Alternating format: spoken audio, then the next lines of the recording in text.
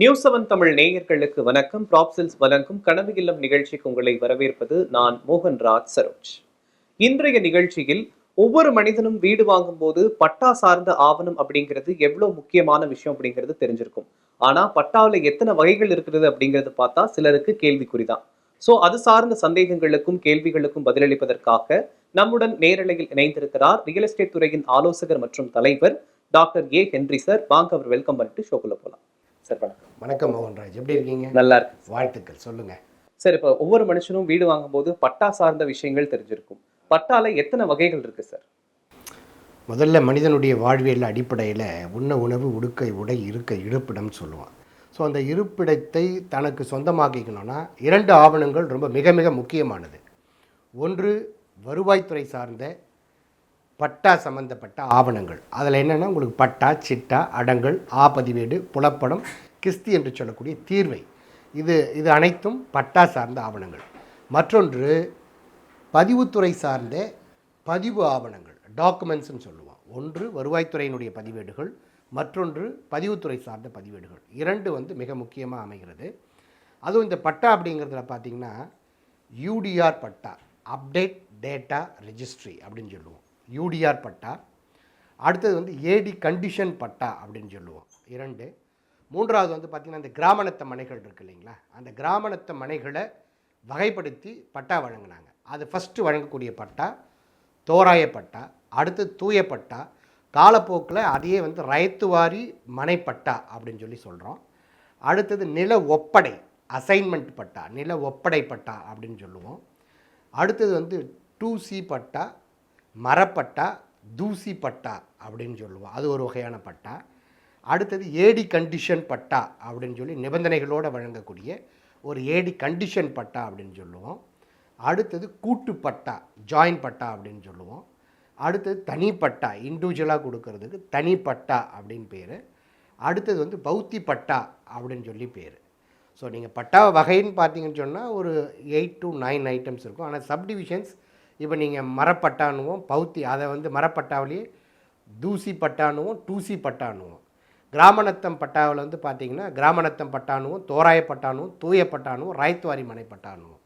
அப்படி சப்டிவிஷன்ஸ் ஒவ்வொன்றுக்குமே 2-3 வகைகளாக சொல்லுவோம். பட்டாவில் கிட்டத்தட்ட ஒரு 8 வகைகள் இருக்கிறது. சார், இப்போ பட்டால எங்களுக்கு தெரிஞ்சது ஒரே பட்டா தான். மொத்தமாக பட்டானா பட்டா அப்படி தான் நாங்கள் நினச்சிட்டு இருந்தோம். இவ்வளோ பட்டா இருக்குங்கிறது இப்போ நீங்கள் சொல்லி தான் தெரியும். இந்த பட்டால என்ன விஷயங்கள் குறிப்பிடப்பட்டிருக்கும் சார்? ஜென்ரலாக பட்டா அப்படிங்கிறது அது காமன் நேம் தான் பட்டா. அதில் பல வகையான நிபந்தனைகள் இருக்கிறதுனால ஒவ்வொன்றுக்கும் ஒரு பெயரில் குறிப்பிடப்படுறாங்க, குறிப்பிடப்பட்டிருக்குது அதில். பட்டா அப்படின்னும் போது பொதுவாக அது எந்த மாவட்டம், கம்பல்சரி டிஸ்ட்ரிக்ட் மென்ஷன் பண்ணியிருப்பாங்க. 2வது தாலுக்கு, ஒவ்வொன்றுக்குமே வட்டம் இருக்கும், அந்த வட்டம் குறிப்பிடப்பட்டிருக்கும். அடுத்தது கிராமம், எந்த கிராமங்கிறத கிராமம் குறிப்பிடப்பட்டிருக்கும். அடுத்தது பார்த்தீங்கன்னு சொன்னால் அந்த பட்டாவில் நிலத்தினுடைய உரிமையாளருடைய தந்தை அல்லது கணவர் அவருடைய பெயர் போட்டு, இப்போ ராமலிங்கம் மகன் சுந்தரலிங்கம் அப்படின்ட்டு தந்தை பெயரோடு இணைத்து போட்டிருக்கோம். ஒருவேளை அது நிறுவனத்தினுடைய பெயரில் வாங்கப்பட்டிருந்ததுன்னா என்ன நிறுவனமோ அந்த நிறுவனத்தினுடைய பெயர், நீங்கள் இயக்குனர் பெயரை சேர்மனோட பெயரை சேர்க்கணும்னு நீங்கள் ரெக்வஸ்ட் கொடுத்துருந்தீங்கன்னா அந்த நிறுவனத்திற்காக நிறுவனத்தினுடைய இன்னார் அப்படிங்கிற அந்த பெயரும் குறிப்பிடப்பட்டிருக்கும். அடுத்தது சர்வே எண்கள் குறிப்பிடப்பட்டிருக்கும். அதில் உட்பிரிவு எண்கள் இருந்ததுன்னா சப்டிவிஷன் நம்பர்ஸ்ன்னு சொல்லி அதையும் குறிப்பிடப்பட்டிருக்கும்.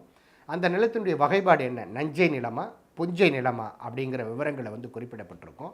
அடுத்தது அது எவ்வளோ எக்ஸ்டெண்ட், ஹெக்டேரா ஏர்ஸா அப்படிங்கிற தகவல்களை குறிப்பிடப்பட்டிருக்கும். அதுக்கு அடுத்த காலம் தீர்வை அப்படின்னு போட்டிருப்பாங்க, எவ்வளவு தீர்வை அதுக்கு வழங்கப்படுகிறது அப்படின்னு விதிக்கப்படுகிறதுங்கிற விவரங்களோடு அடங்கிய முழு விவரம் தான் அந்த பட்டாவில் குறிப்பிடப்பட்டிருக்குங்க மோகன்ராஜ். பட்டாவில் என்னென்ன விஷயங்கள் குறிப்பிடப்பட்டிருக்கும் அப்படின்னு சொன்னீங்க. முன்னதாக பட்டாக்களுடைய வகைகள் சொல்லும்போது யூடிஆர் பட்டா அப்படின்னு சொன்னீங்க. ஆமாம், அந்த யூடிஆர் பட்டானா என்ன சார்? யூடிஆர் பட்டா அப்படிங்கிறது அப்டேட் டேட்டா ரெஜிஸ்ட்ரி அப்படின்னு சொல்லி சொல்லுவாங்க. நில உடைமை பதிவேடு அப்படின்னு சொல்லுவாங்க. அதுதான் ஆக்சுவலாக ஒரிஜினலாக அதுக்கு நேம் நில உடைமை பதிவேடு. அதாவது நிலத்தினுடைய உரிமையை பதிவு செய்கின்ற ஒரு நில உரிமை பதிவேடு தான் அது. இந்த நிலம் யாருக்கு சொந்தமானது, என்ன விவரங்கள்னு சொல்லி முழு விவரங்களும் அடங்கிய ஒரு புத்தகமாக இருக்கும். அது ஒரு கையேடு மாதிரி ஒரு புக்கு, பட்டா புக் அப்படின்னு சொல்லுவோம். பேங்க்கில் பாஸ்புக்கெலாம் கொடுப்பாங்க இல்லையா, அந்த மாதிரி ஒரு காலகட்டத்தில் அந்த பட்டாவுக்கு புத்தகம் கொடுக்கப்பட்டிருக்கும், பட்டா புக். அதுதான் அது நில உடைமை பதிவேடு. அந்த அடிப்படையில் தான் அந்த பட்டாக்கள் வழங்கப்பட்டிருக்கும். அப்படி வழங்கப்பட்டிருக்கக்கூடியது இஷ்டத்துக்கு இருக்கும். நீங்கள் அதில் இன்றைக்கு வரைக்கும் பார்த்தீங்கன்னு சொன்னால் தமிழகத்தில் அவங்க தந்தை பேர் மிஸ்டேக்காக இருக்கும், இவருடைய பேர் அந்த பட்டாவில் தவறுதலாக இருக்கும், அதே போல் சர்வே நம்பரில் சப்டிவிஷன் நம்பர் பை மிஸ்டேக்காக இருக்கும், எக்ஸ்டெண்ட் பரப்பளவில் மிஸ்டேக்காக இருக்கும்.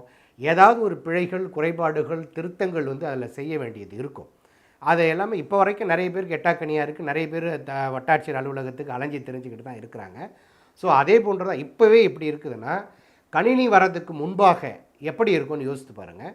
ஸோ அந்த கணினி வந்ததுக்கு பிறகு 1979 1989 வரைக்கும் அந்த இப்போ நீங்கள் ஆயுத பூஜைக்கு நகைச்சுவையாக சொல்லணும்னா, ஆயுத பூஜைக்கு நம்ம என்ன பண்ணுவோம்? வருடம் முழுவதும் இருக்கிற அந்த குப்பைகளை எல்லாம் களைந்து அதை எரித்திட்டு தேவையான பொருட்கள் இது, தேவையில்லாத பொருட்கள் இது, இந்த புத்தகம் தேவை. அதே மாதிரி மாணவர்கள் என்ன பண்ணுவோம்? கடந்த ஆண்டு புத்தகங்கள்லாம் ரிமூவ் பண்ணிவிட்டு ஃப்ரெஷ்ஷாக அப்டேட் பண்ணி வைப்பாங்க பாருங்கள், இந்த புத்தகம் தேவைன்னு சொல்லிட்டு. அந்த மாதிரி தேவையற்றவைகளை எல்லாம் களைந்து அதை தூசி தட்டி புதுசாக ப்ரெசண்ட்டாக என்ன இருக்குது அப்படின்னு சொல்லி அந்த தகவல்களை அப்டேட் பண்ணுற ஒரு டேட்டா ரெஜிஸ்ட்ரி தான் அந்த யூடிஆர் பட்டா அப்படின்னு சொல்லி சொல்லுவோம் மோகன்ராஜ். அதான் யூடிஆர் பட்டா. ஆனால் இப்போ வரைக்குமே அந்த பட்டா மாற்றங்கள் நடைபெறுது இல்லைங்களா, ட்ரான்ஸ்ஃபர் ஆஃப் பட்டா. அந்த 1979 to 89 வரைக்கும் அந்த யூடிஆரில் வந்து அந்த இன்ஃபர்மேஷன்ஸை தகவல்களை அப்டேட் பண்ணாங்க பாருங்கள். அந்த அடிப்படையில் தான் பட்டா மாற்றங்கள் நடைபெறுகிறது. பிழை திருத்தங்களை வந்து திருத்துறாங்க. தந்தை பேர் மாற்றணுன்னாலும், மகன் பேர் மாற்றணுன்னாலும், வாரிசுகள் பேரை மாற்றணுன்னாலும், சப்டிவிஷன் நம்பர், சர்வே நம்பர், அந்த எக்ஸ்டெண்ட் மெஷர்மெண்ட்டு, அளவுகள், ஏர்ஸு, தீர்வை, இவை அனைத்தையுமே அந்த யூடிஆர் அடிப்படையில் தான் இப்போ வரைக்கும் மாற்றிக்கிட்டு இருக்காங்க. இப்போ யூடிஆர் பட்டா பற்றின ஒரு முழுமையான விஷயங்களை சொன்னீங்க. நத்தம் நிலவரி திட்டத்துல தோராய பட்டா, தூய பட்டா அப்படின்னு இருக்கு. இப்போ தோராய பட்டானா என்ன? ஃபர்ஸ்ட் நத்தம் நிலவரி திட்டம்னா என்னன்னு சொல்லுங்க. முதல்ல நத்தம் நிலங்கள் அப்படிங்கிறது கிராமப்புறங்களில் குடியிருப்புகளுக்காக பிரிட்டிஷ்காரர்களாக ஒதுக்கப்பட்ட ஒரு நிலம். கிராமங்களில் அங்கங்கே வில்லேஜஸில், நகர்ப்புறங்கள் அல்ல, நகர்ப்புறங்கள் அல்லாத பெரும்பான்மையான கிராமப்புறங்களில் மக்களுடைய பயன்பாட்டிற்கு வசிப்பதற்கு ஏதுவாக குடியிருப்பு திட்டங்களுக்காக வகைப்படுத்தப்பட்டு ஒதுக்கப்பட்ட நிலங்களை தான் முதல்ல கிராம நத்தம்ன்றோம். ஸோ அப்போ நத்தம் வந்து சர்வேக்கு முன்பு, சர்வேக்கு பின்புன்னு இரண்டாக பிரிச்சுக்கலாம். சர்வேக்கு முன்பு வந்து பார்த்திங்கன்னு சொன்னால் அந்த கிராமத்துக்கு ஒரே புலையன் தான் இருக்கும். ஒட்டுமொத்தமாக சர்வே நம்பர் 1 இது கிராம நத்தம். அது 100 ஹெக்டேர் இருக்கும், 200 ஹெக்டேர் இருக்கும். ஒரு ஹெக்டேருக்கு 2 ஏக்கர் 47 சென்ட், எவ்வளவு நிலங்கள் வேண்டுமானாலும் இருக்கும். அது வந்து முழுவதுமாக இருக்கும். அதன் பிறகு காலப்போக்கில் பிரிட்டிஷ்காரர்கள் என்ன பண்ணாங்க, அந்த நத்தத்தை வந்து வகைப்படுத்தி இது வந்து குளம், இது வந்து குட்டை, இது வந்து சாலைக்காக ஒதுக்கப்பட்டது, இது வந்து கிராமப்புறங்களில் மந்தை, அதாவது ஆட்டு மந்தை, மாட்டு மந்தையை ஒதுக்குவதற்காக ஒதுக்கீடு செய்யப்பட்ட நிலம், களத்து மேட்டு புறம்போக்குன்னுவோம். விவசாயங்கள், வேளாண் பயிர்கள்லாம் கொண்டு வந்து நெற்கதிர்கள்லாம் அதில் காய வச்சு அதை அடிப்பாங்க. அது வந்து களத்து மேட்டு புறம்போக்கு, மந்தைவெளி புறம்போக்கு, இப்படி சொல்லி அதை வகைப்படுத்துகிறாங்க. அந்த வகைப்படுத்தப்பட்டதெல்லாம் 2 வகையாக பிரிக்கிறாங்க. அந்த கிராமப்புறங்களுக்கு குடியிருப்புக்கு ஏற்ற வகை ஒன்று, குடியிருப்புக்கு அல்லாத வகை ஒன்று. ஸோ அப்போ வந்து நத்தத்தில் காலி நத்தம், ஊர் நத்தம் அப்படின்னு அந்த நத்தத்திலே பல வகை இருக்குது.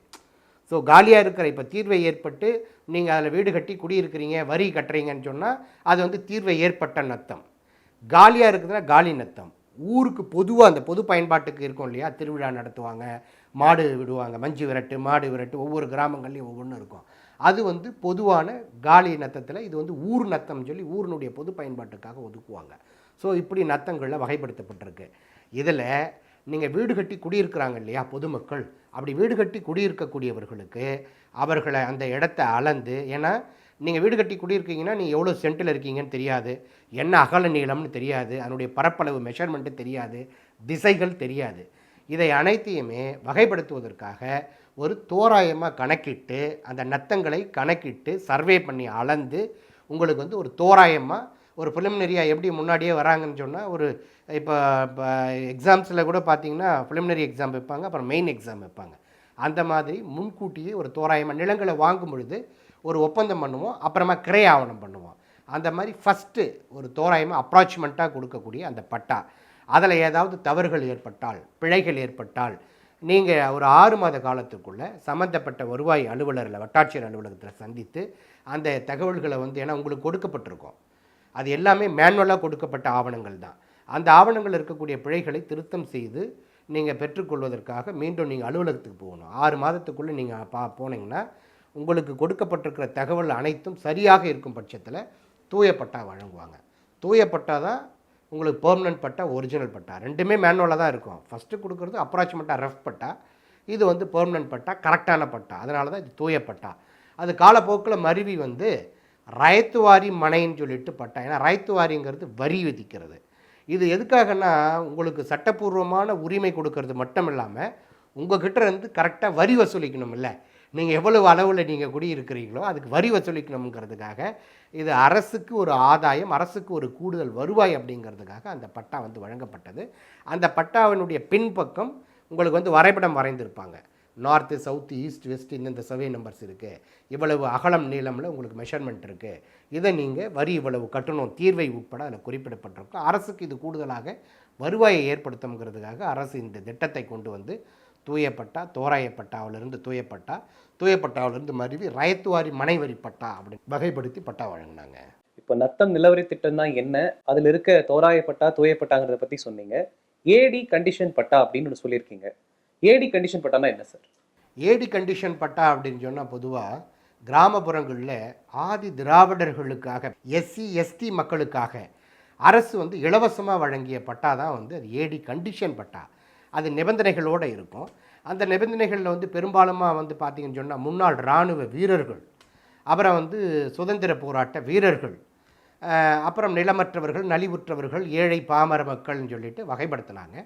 ஸோ அப்படி வகைப்படுத்தப்பட்ட அந்த பாமர மக்களுக்கு, ஏழை மக்களுக்கு, அந்த பட்டியல்படுத்தப்பட்ட மக்களுக்கு அரசு நிபந்தனைகளோடு கூட வழங்கிய பட்டா தான் ஏடி கண்டிஷன் பட்டா.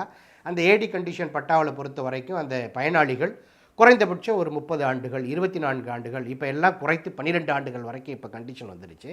அந்த குறிப்பிட்ட காலத்துக்குள்ளே அவங்க விற்பனை செய்யவே கூடாது.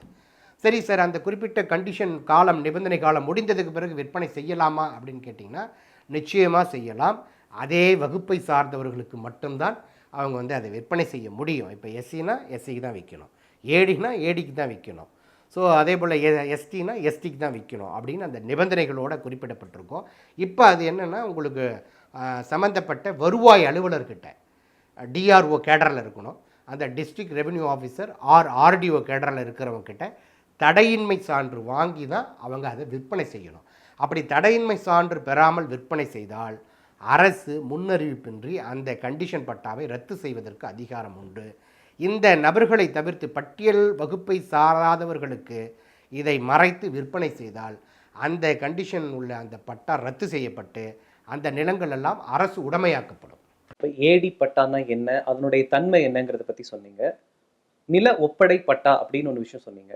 நில ஒப்படை பட்டானா என்ன சார்? நில ஒப்படை பட்டான்னா அசைன்மெண்ட் பட்டான்னு சொல்லுவோம், நம்ம லேண்ட் அசைன்மெண்ட் பட்டான்னு சொல்லுவோம். இதில் வந்து 2 வகையாக கொடுப்பாங்க.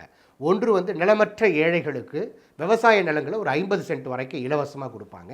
அதே போன்று வீடற்ற ஏழைகளுக்கு இலவசமாக வீடு கட்டுவதற்காக மனையை இலவசமாக வழங்குவாங்க.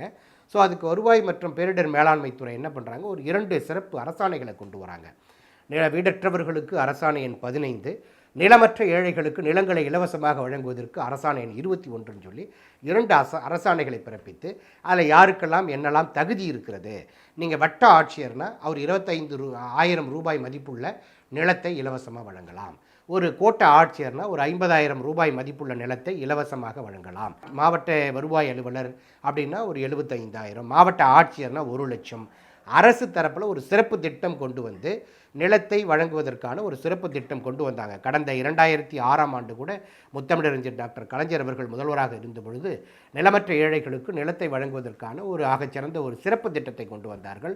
மாநிலம் முழுவதும் இருக்கிற நிலமற்றவர்களுக்கு அந்த நிலத்தை ஒப்படை மூலமாக ஒப்படை செய்தார்கள். இதில் வந்து எல்லா சாதி மதத்தை சார்ந்த ஏழை மக்களுக்கும் இந்த நிலம் இலவசமாக வழங்கப்பட்டது. அப்படி நிலத்தை ஒப்படை செய்யப்பட்ட அந்த நிலம் தான் நில ஒப்படை பட்டா அப்படின்னு சொல்லி சொல்கிறோம். தொடர்ந்து பேசலாம் சார். திருப்பூர்லேருந்து ஒரு காலர் இணைஞ்சிருக்காங்க. திருப்பூர்லேருந்து ரகு இணைஞ்சிருக்கீங்க. உங்களுடைய சந்தேகங்களை நீங்கள் சார் கிட்ட கேட்கலாம். வணக்கம் ரகு, சொல்லுங்கள், என்ன சந்தேகம் உங்களுக்கு? சார், நாங்கள் லேண்ட் சொந்தமாக வாங்கியிருந்தோம், அதை எப்படி பிரிக்கிறதுன்னு தெரியல சார்.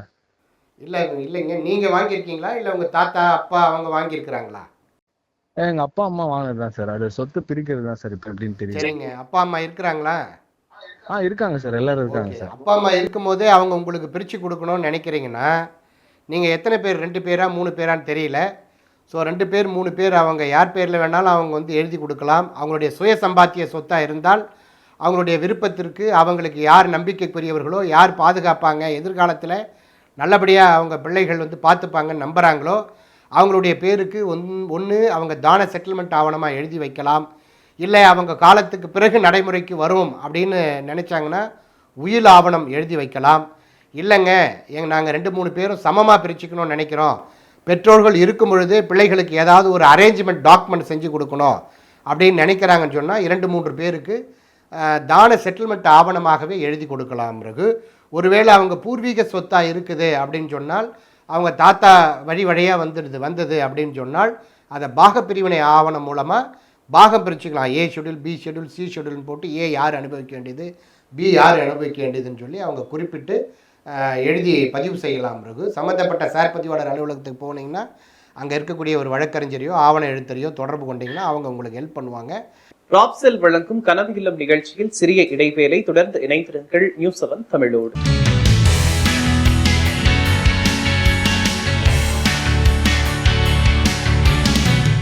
ப்ராப்செல் வழங்கும் கனவு இல்லம் நிகழ்ச்சி தொடர்கிறது. வாங்க நம்ம தொடர்ந்து சார் கிட்ட பேசலாம். டிஎஸ்எல்ஆர் பட்டா அப்படின்னா என்ன, அதனுடைய தன்மை என்ன? சூப்பர், ரொம்ப அற்புதமாக சொன்னீங்க. அதாவது கிராமப்புறங்களில் வழங்கக்கூடியது எல்லாமே பட்டா, கிராம நத்தம் பட்டா இப்படி இருக்கும். நகர்ப்புறங்களில் டவுன் சர்வே லேண்ட் ரெக்கார்டு, அது ரெஜிஸ்டர் பண்ணக்கூடிய ஒரு ரெக்கார்ட் ப்ராப்பராக, அதுதான் டிஎஸ்எல்ஆர். ஏன்னா கிராமப்புறங்களில் வந்து நிலத்தினுடைய மதிப்பு கொஞ்சம் குறைவாக இருக்கும். அதனால் ஒரு 5 சென்ட் 2 சென்ட் 3 சென்ட்லாம் கூட அது பெரிய பெரிய அளவில் வித்தியாசப்படும். நீங்கள் உதாரணத்துக்கு இப்போ 1 கிரவுண்டு மனை வாங்கியிருப்பீங்க. 1 கிரவுண்ட் மனைனா கிராமப்புறங்களில் 5.5 சென்ட்டு. ஆனால் நீங்கள் பட்டாவில் வந்து என்ன பண்ணுவாங்க, 2 இயர்ஸ்ன்னு போட்டிருப்பாங்க, 5 சென்ட் தான் போட்டிருப்பாங்க. அரை சென்ட் அங்கே குறைபாடு இருக்கும். அது பெரிய அளவில் எடுத்துக்க மாட்டாங்க. ஏன்னா கிராமப்புறங்களில் நிலத்துடைய மதிப்பு குறைவாக இருக்கிறதுனால அது பெரிய அளவில் பேசப்படாது. அதை போய் யாரும் ஃபைட் பண்ண மாட்டாங்க, அந்தளவுக்கு விழிப்புணர்வும் இருக்காது. ஆனால் நகர்ப்புறங்களில் நிலத்தினுடைய மதிப்பும் மனையினுடைய அளவும் சதுரடிகளில் உச்சபட்சமாக இருக்கிறதுனால எக்ஸாக்டாக என்ன அகலம் என்ன நீளத்தில் இருக்குது, 1 இன்ச்சு கூட கொஞ்சம் மாறாமல் ரொம்ப நேர்த்தியாக சரியான அளவுகளை கரெக்டாக வரைபடத்துடன் தயாரித்து ஒரு டவுன் சர்வே பண்ணி ஒரு லேண்ட் ரெஜிஸ்டர்டை ஒரு ரெக்கார்ட் பண்ணி கொடுக்கறதுக்கு பேர் தான் டிஎஸ்எல்ஆர். காரணம் வந்து நகர்ப்புறங்களில் பெரும்பான்மையான இது வந்து மாநகராட்சி நகராட்சி போன்ற பகுதிகளில் மட்டும்தான் இதை வந்து குறிப்பிடப்பட்டிருக்கும். கூடுதலாக இதில் என்ன குறிப்பிடப்பட்டிருக்கோம்னா, என்ன வார்டு, என்ன பிளாக்கு, நகரப்புல எண் என்ன, பழைய சர்வே எண் என்ன அப்படிங்கிற தகவல்களை அதோடு கூட இணைத்து கூடுதலாக இதில் வந்து கொடுக்கப்பட்டிருக்கும். ஸோ அதனால் எக்ஸாக்டாக மெஷர்மெண்ட் எந்த அளவிலையும் மாறுபாடு இல்லாமல் வேறுபாடு இல்லாமல் கொஞ்சம் அக்யூரஸியாக கொடுக்கக்கூடிய அந்த பட்டா தான் டிஎஸ்எல்ஆர் பட்டா. இது முழுக்க முழுக்க டவுனில் மட்டும்தான் கொடுப்பாங்க. டிஎஸ்எல்ஆர் பட்டான்னா என்ன, அதனுடைய தன்மை என்ன அப்படிங்கிறத பற்றி ரொம்ப தெளிவாக சொன்னீங்க. 2C பட்டா 3C பட்டா அப்படின்லாம் சொல்கிறாங்க. ஃபஸ்ட்டு எது சார் 2C பட்டாவா இல்லை மரப்பட்டாவா அப்படிங்கிறத கொஞ்சம் கன்ஃபார்ம் பண்ணுங்க சார். மகிழ்ச்சி. என்னங்கன்னா மோகன்ராஜ், ரொம்ப அழகாக சொன்னீங்க. மக்கள் நிறைய பேர் அதை நகைச்சுவையாகவும் கிண்டல் கேலியாகவும் பேசி, அரசு நிலங்களில் இருக்கக்கூடிய இந்த புளிய மரம், பனைமரம், ஆலமரம், இப்படி கனிதரக்கூடிய மரங்கள்லாம் இருக்கும் இல்லைங்களா, இந்த மரங்களெல்லாம் கணக்கிட்டு நீங்கள் அந்த காலகட்டங்களில் சாலைகளில் நீங்கள் ஏதாவது பயணம் பண்ணிங்கன்னா நெடுஞ்சாலைகளில் மரத்துக்கெல்லாம் நம்பர் போட்டிருக்கோம், பார்த்துருப்பீங்கன்னு நினைக்கிறேன். இதெல்லாம் அரசு பராமரிக்கக்கூடிய மரங்கள், அரசுடைய கட்டுப்பாட்டில் இருக்கக்கூடிய மரங்கள். இதுபோன்று அரசுடைய நிலங்கள் இருக்கும் இல்லையா, புறம்போக்கு நிலம், அதில் தீர்வை ஏற்பட்டது தீர்வை ஏற்படாததுன்னு இருக்குது. அதில் ஏடபிள்யூடினா அசஸ் வேஸ்ட் ட்ரை அப்படின்னு சொல்லி இருக்குது. இப்படிப்பட்ட நிலங்களில் அரசினுடைய அந்த மரங்கள் இருக்கு இல்லையா, கனி தரக்கூடிய மரங்கள், பனை மரங்கள், புளிய மரங்கள், இதெல்லாம் ஒரு நபர் வந்து அனுபவிச்சுட்ருப்பார். அனுபவிச்சுட்டு இருக்கிறவருக்கு அந்த இடம் உரிமையாகாது. இடம் வந்து முழுக்க முழுக்க அரசுக்கு சொந்தமானது. ஆனால் அந்த மரத்தில் வரக்கூடிய வருவாயை அவர் எடுத்துக்கிட்டு அரசுக்கு ஒரு வரி கட்டணும். ஸோ அது ஆக்சுவலாக வந்து பார்த்திங்கன்னு சொன்னால் அந்த ரெக்கார்டெல்லாம் எதில் பண்ணுறாங்கன்னா, வருவாய்த்துறை பதிவேடுகளில் 2 அப்படின்னு இருக்குது, புக் 2ன்னு. அந்த 2வது புத்தகத்தில் ஏபிசின்னு இருக்கும். அந்த சிங்கிற காலமில் இந்த தகவல்களை குறிப்பிடுவாங்க. 2C பட்டா, அது 2C பட்டா மருவி நாளடைவில் தூசி பட்டா அப்படின்னு மாறிடுச்சு. ஸோ அதுதான் ரொம்ப தெளிவாக மரப்பட்டா அப்படின்னு சொல்லி சொல்கிறாங்க. அந்த மரத்துக்கான பட்டா, அரசனுடைய மரங்களுக்கு வழங்கக்கூடிய ஒரு பட்டா, அது வந்து மரப்பட்டா. அதை யாரும் உரிமை கொண்டாட முடியாது. அந்த மரம் இருக்கிற வரைக்கும் மரத்தில் வரக்கூடிய வருவாயை வந்து அவங்க எடுத்துக்கலாம், பயன்படுத்திக்கலாம். மரம் முடிஞ்சதுன்னு சொன்னால் அவ்வளோதான், அந்த பட்டா ரத்து ஆக்கிடும், அந்த ரெக்கார்டும் கிளியர் ஆகிடும். 2C பட்டா பற்றின ஒரு தெளிவான ஒரு விஷயத்த சொல்லியிருக்கீங்க. ஏன்னா 2C அப்படிங்கிறது ஆமாம் ரொம்ப கன்ஃபியூஷனாக இருந்துச்சு. இப்போது கூட்டு பட்டா சார், இப்போ கூட்டு பட்டானா இப்போ நான் இருக்கேன், என்னோட ரிலேட்டிவ் இருக்காங்க, எல்லாரும் சேர்ந்து இடம் வாங்கினா அது கூட்டு பட்டானா எல்லாரோட பேரும் அதில் இன்க்ளூட் ஆகிருக்குமா? அந்த கூட்டு பட்டாவோட தன்மை என்ன? நிச்சயமாக இப்போ கூட்டு பட்டா அப்படிங்கிறது ஜாயின்ட் பட்டா அப்படின்னு சொல்லி சொல்லுவோம். நீங்கள் முன்னாடி ஒரு காலகட்டங்கள்லாம் பாட்டன் பூட்டன் தந்தை இப்படி வந்து பங்காளிங்க அப்படி வகையறாக இருப்பாங்க. நிறைய பேர் இப்போ வரைக்கும் அந்த சொத்துக்களை பிரிக்காமல் கூட்டு குடும்பமாகவே ஆண்டு அனுபவித்துட்டு வருவாங்க, தலைமுறை தலைமுறையாக. அவங்களுடைய இறப்பு மற்றும் வாரிசு சான்றிதழ் அடிப்படையில் எல்லா உரிமையாளருடைய பேரும் அதில் வந்து இன்க்ளூட் ஆகிருக்கும், பதிவு பெற்றிருக்கும், பதிவேற்றம் செஞ்சு வச்சுருப்பாங்க. அது மட்டும் இல்லாமல் இப்போ சமீப காலமாக நண்பர்கள் 2-3 பேர் சேர்ந்து வாங்குகிறாங்க. அது கூட இந்த 2-3 பேர்களுடைய பேரை வந்து அதில் சேர்த்து கூட்டுப்பட்டாவாக வழங்கப்படுகிறது. அதில் இப்போ மோகன்ராஜும் ஹென்ரியும் சேர்ந்து ஒரு ப்ராப்பர்ட்டி வாங்குறாங்க. நம்ம 2 பேர் பேரில் ஒரு ஜாயின்ட் ப்ராப்பர்ட்டி, ஒரு ஜாயின்ட் பட்டாவாக இருக்கும். ஆனால் அதில் உங்களுக்கு எத்தனை சென்ட்டு, எனக்கு எத்தனை சென்ட்டுங்கிற விவரங்கள் அதில் இருக்காது. ஆவணத்தில் தான் அது குறிப்பிடப்பட்டிருக்கும், எத்தனை சென்ட் இருக்கும், என்ன அகல நீளத்தில் இருக்கும், எந்த பகுதியில் இருக்கும் அப்படிங்கிற விவரங்கள் ஆவணத்தில் தான் இருக்கும், பட்டாவில் இருக்காது, இந்த கூட்டு பட்டாவில். ஸோ அப்படி வந்து கூட்டாக, ஒரு குழுவாக அல்லது ஒரு தலைமுறையாக ஒரு முன்னோர்கள் சொத்தை நீங்கள் வழி வழியாக அனுபவிச்சுட்டு இருக்கிறது, பாகமே பிரிக்காமல் ஜாயின்ட் ஃபேமிலியாக ஜாயின்ட் ப்ராப்பர்ட்டியாக என்ஜாய் பண்ணிகிட்டு இருப்பாங்க. அதுக்கு வழங்கக்கூடிய அந்த பட்டா தான் கூட்டுப்பட்டா. பட்டாவே இல்லாமல் இருக்கிறதுக்கு இந்த கூட்டுப்பட்டா ரொம்ப பெஸ்ட்டு. ஒரு பட்டாவே இல்லை ஒரு சொத்துக்கு, அதை மாற்றமே செய்யலைன்னும் போது அப் டு டேட்டு வந்து இருக்கிற எல்லா ஃபேமிலி மெம்பர்ஸ் பேர்லேயும் ஜாயிண்ட்டாக பட்டா இருக்கிறது கொஞ்சம் பெஸ்ட்டாக இருக்குன்றதுனால கூட்டுப்பட்டா பெறுறாங்க. அதனால் கூட்டாக வச்சுருக்கிறதுக்கு பேர் தான் கூட்டுப்பட்டா. சார், இப்போ கூட்டுப்பட்டா பற்றி சொல்லிட்டீங்க. தனிப்பட்டான்னு ஒரு பட்டா இருக்குது. கூட்டுப்பட்டால் இருக்கவங்க அந்த ப்ராப்பர்ட்டியை தனிப்பட்டாக்கு மாற்றணும்னா என்ன பண்ணணும்? ஃபஸ்ட்டு தனிப்பட்டானா என்ன சார்? மகிழ்ச்சி. அதாவது கூட்டு குடும்பத்திலிருந்து ஒருவர் வந்து தனியாக குடிபெயர்ந்து போகிறாரு, அவருக்கு தனியாக ஒரு குடித்தனம் வைப்போம்ல, தனி குடித்தனம். அந்த மாதிரி கூட்டுப்பட்டாவிலிருந்து ஒரு தனியாக ஒரு மனிதனுக்கு பிரித்து அவர் பேரில் அந்த பட்டா வழங்கப்படுறது தான் தனிப்பட்டான்னு சொல்லுவோம். இப்போ உதாரணத்துக்கு நம்ம 2 பேர் சேர்ந்து ஒரு இடத்த வாங்குகிறோம், நம்ம 2 பேர் பேர்லேயே கூட்டா பட்டா இருக்குது. அதை நம்ம முறையாக வருவாய்த்துறை அலுவலகத்தில் சப்டிவிஷன் பண்ணி நம்ம வந்து அப்ளை பண்ணணும். பட்டா சப்டிவிஷன் கேட்டு அப்ளை பண்ணணும். அப்ளை பண்ணால் சம்மந்தப்பட்ட சர்வேயர் வந்து சம்மந்தப்பட்ட இடத்தை நேரில் பார்வையிட்டு அதை அளந்து அத்துக்காட்டி கல் நட்டு எனக்கு அகலம் நீளத்தோட ஒரு எஃப்எம்பின்னு சொல்லுவோம், அந்த எஃப்எம்பியை வந்து கட் பண்ணி தனியாக வழங்கக்கூடிய பட்டா, என் பேரில் தனியாக பட்டா இருக்கும், அது வந்து தனிப்பட்டா. உங்கள் பேர்லேயும் என் பேர்லேயும் சேர்த்து வாங்கிறது கூட்டுப்பட்டா. அதிலேருந்து உடைச்சி உங்களுக்கு தனியாகவும் எனக்கு தனியாகவும் சப்டிவிஷன் பண்ணி வாங்கக்கூடிய பட்டா தனிப்பட்டான்னு சொல்லுவோம். தனிப்பட்டா தான் சிறந்தது, பெஸ்ட்டு. 8 பட்டா பற்றி முழுமையாக சொல்லிட்டீங்க சார். இந்த பௌத்தி பட்டா அப்படிங்கிறது இப்போ சமீப காலமாக தான் நானே கேள்விப்பட்டுட்டு இருக்கேன். அந்த பௌத்தி பட்டானா என்ன சார்? பௌத்தி பட்டாங்கிறது இது பாரம்பரியமாக இருக்கிற பட்டா. சமீப காலமாக ஒரு ஒரு 20-25 இயர்ஸாக இந்த பௌத்தி பட்டா நடைமுறை இல்லாமல் இருந்தது. ஆண்டுதோறும் வந்து பார்த்திங்கன்னு சொன்னால் ஜமாபந்தி அப்படின்னு நடக்கும்.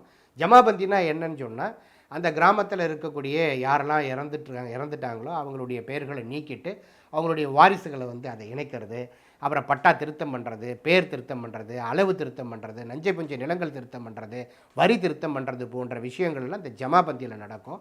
அப்படி ஜமாபந்தி காலகட்டத்தில் தன்னுடைய தாத்தாவோ தந்தையோ இறந்துட்டாங்கன்னு சொன்னால் அவங்களுடைய இறப்பு வாரிசு சான்றிதழ் கொடுத்து வாரிசு சான்றிதழ் பேரில் மாற்றம் செய்கிறது. அது எப்படி மறிவு வந்துச்சுன்னா, ஆவணத்தில் ஒரு குறிப்பிடப்பட்டிருப்பாங்க, புத்திர பௌத்திர பாரம்பரியமாய் அனுபவித்து கொள்ள வேண்டியதுன்னு.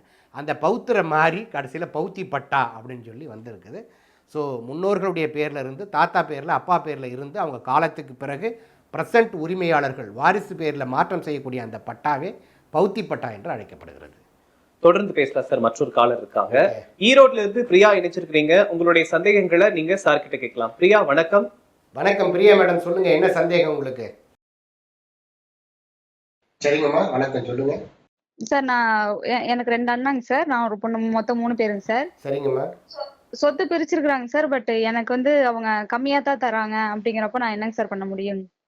இல்லைம்மா, நீங்கள் இந்து வாரிசுரிமை சட்டப்படி ரைட் ராயலாக சொத்து வந்து உங்கள் தந்தையோடதுங்களாமா உங்கள் தாத்தாவோடதுங்களா? பாட்டாருதுங்க. சரிங்க. பாட்டனாருடைய சொத்து வந்துங்க இந்து வாரிசுரிமை சட்டப்படி ஆண் பெண்கிற பாலின வேறுபாடு பாகுபாடுலாம் இங்கே இல்லைங்க. தமிழகத்தை பொறுத்த வரைக்கும் இந்தியாவிலேயே இல்லை. ஸோ இஸ்லாமியர்களுக்கு மட்டும்தான் அது சட்டம், வேறு சட்டம். இஸ்லாமியர்களுக்கு மட்டும்தான் பெண்களுக்கு குறைவாக கொடுப்பாங்க. இந்து வாரிசுரிமை சட்டத்தை பொறுத்த வரைக்கும் உங்களுக்கு சரிசமமாக தான் கொடுக்கணுங்க. அவங்க கொடுக்க மறுத்தாங்கன்னு சொன்னால் நீங்கள் உரிமையியல் நீதிமன்றத்தில் பாகப்பிரிவினை கேட்டு வழக்கு போடுங்க.